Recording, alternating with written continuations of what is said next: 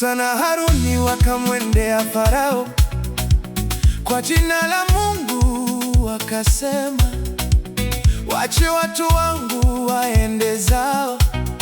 Farao akakataa kwa moyo wake, akasema, sitawaruhusu waende. Mizigo yao akaiongeza na mateso yakawa makubwa.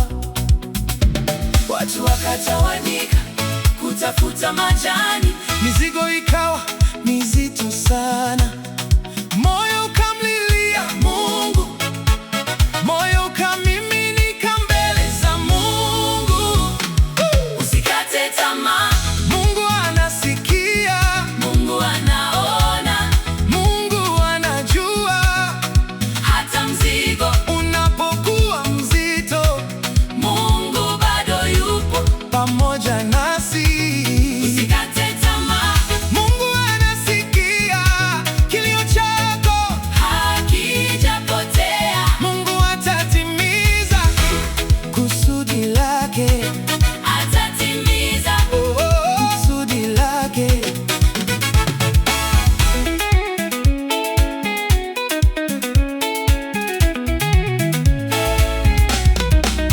Wakamlalamikia Musa kwa huzuni.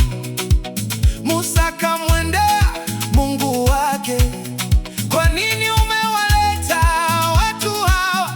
Lakini hata pale jibu lilipoonekana kuchelewa, Mungu alikuwa akifanya kazi hata kabla Israeli kuona njia. Ahadi yake haibadiliki, nguvu zake hazipungui. Wakati mambo yanazidi kuwa magumu, usifikiri Mungu amekusahau. Farao hawezi kuzuia Kusudi la Mungu juu ya maisha yetu. Usikate tamaa, Mungu anasikia, Mungu